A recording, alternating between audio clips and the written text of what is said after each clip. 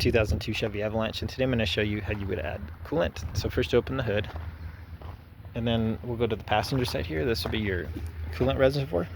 So when you work with these systems, you want to make sure the vehicle's turned off and it's been cooled down, just because this liquid can get to a boil and you don't want to risk any of this boiling poison to shoot out all over you, as the warning here describes.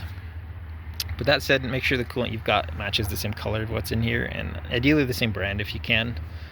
Best not to mix and match if you can help it. But to refill, you'll just push and twist, and this will pop right off. And then with the funnel or directly from your coolant jug, just start filling until you get to the maximum line, which you should see on the side here.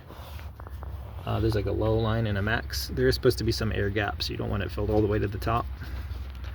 But once you get it filled to your max line, then just screw this back on nice and tight. That way this stays under pressure and nothing else falls in.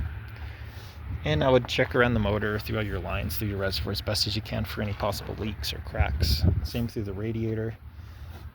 One way to test this is with the vehicle turned on.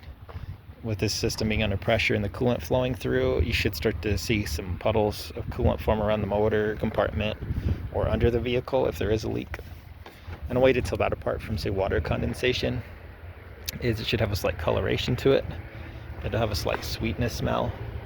And you don't really want to touch it with your skin, but see, with the glove on, it should feel slightly more slick than what water would feel like. But I hope this is helpful. Hope you have a wonderful day.